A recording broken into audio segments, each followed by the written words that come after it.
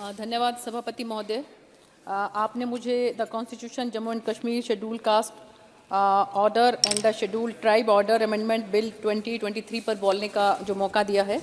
सभापति महोदय, मैं ये कहना चाहूँगी कि इस बिल से जम्मू कश्मीर के अंदर जो ये समाज है वो मुख्यधारा के अंदर जुड़ेगा और आप समझ सकते हैं कि इससे पहले इस समाज को जो है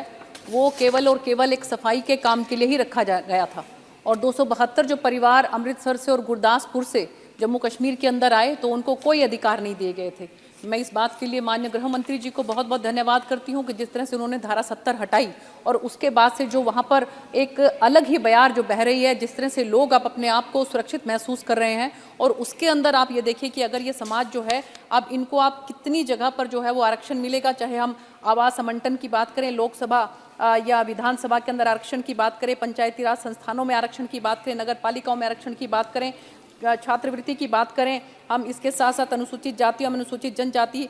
जो अत्याचार निवारण अधिनियम है उसके तहत जो प्रावधानों का लाभ मिलेगा, राष्ट्रीय सफाई कर्मचारी वित्त एवं विकास निगम और राष्ट्रीय अनुसूचित जाति वित्त एवं विकास निगम के रियायती दरों पर ऋण भी मिलेगा। बहुत सी ऐसी जो हमारी सुविधाएं हैं वो अभी समाज को मिल सकेंगी। देखिए सभापति महोदय, मैं कहना चाहूँगी कि अगर हम जब वाल्मीकि जी को याद करते हैं तो हम रामायण भी हमको अपने आप ही दोनों एक दूसरे के पर्याय हैं और जिस तरह से माननीय प्रधानमंत्री जी ने अयोध्या के अंदर जो श्री राम मंदिर जी का प्राण प्रतिष्ठा किया और उसके बाद जो वहाँ पर जो एयरपोर्ट है उसका नाम महर्षि वाल्मीकि जी के नाम से रखा, तो पूरा देश जो है इस बात को लेकर बहुत प्रफुल्लित है और इस बात के लिए माननीय प्रधानमंत्री जी का बहुत बहुत धन्यवाद करते हैं। आप देखिए कि महर्षि वाल्मीकि जी वो हैं कि जिस समय में सीता माँ जो कष्ट में थी और उस समय में उन्होंने उनको आश्रय दिया और लव कुश के जो संस्कार हैं, लव कुश को जो अस्त्र शस्त्र की विद्या है उसका ज्ञान भी जो है वो महर्षि वाल्मीकि जी ने ही उनको दिया।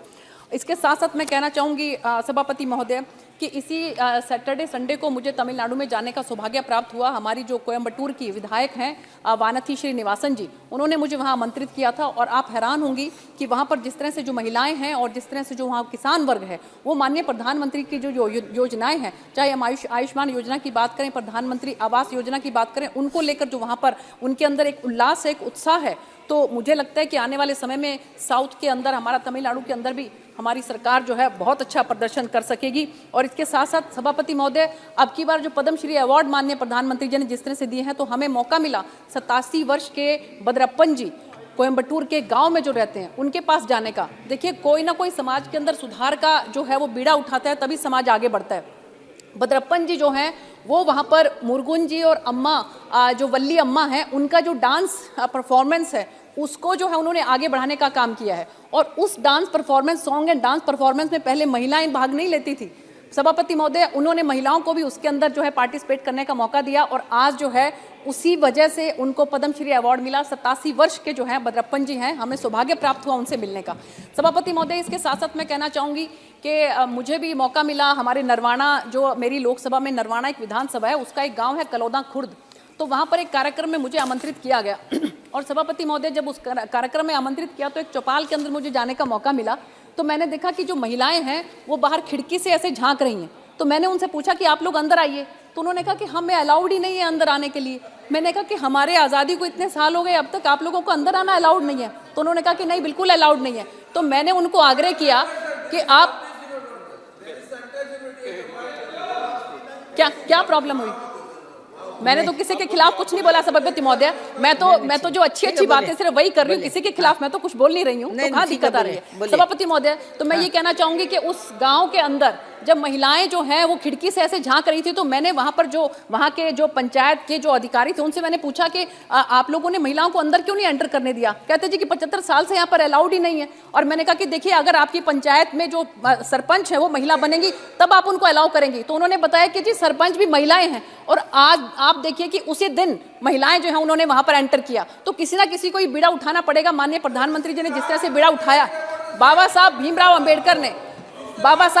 अंबेडकर ने श्रमिकों के लिए, किसान भाइयों के लिए और महिलाओं के लिए जिस तरह से जो है उनके अधिकारों का समर्थन किया था, उसी तरह से आज हम देखें माननीय सभापति महोदय कि जो चार जो है, चाहे हम किसान की बात करें, चाहे हम गरीब की बात करें, चाहे हम महिला की बात करें, चाहे हम जो है युवा शक्ति की बात करें, उनको आगे बढ़ाने का काम अगर किसी ने किया है तो माननीय प्रधानमंत्री श्री नरेंद्र मोदी जी ने किया। सभापति महोदय, मैं इसके साथ साथ, ठीक है, अगर मैं समाप्त करूंगी, मैं इसको समाप्त करूंगी बहुत जल्दी, तो मैं यही कहना चाहूंगी कि हमारे जो बड़े संत हुए सभापति महोदय,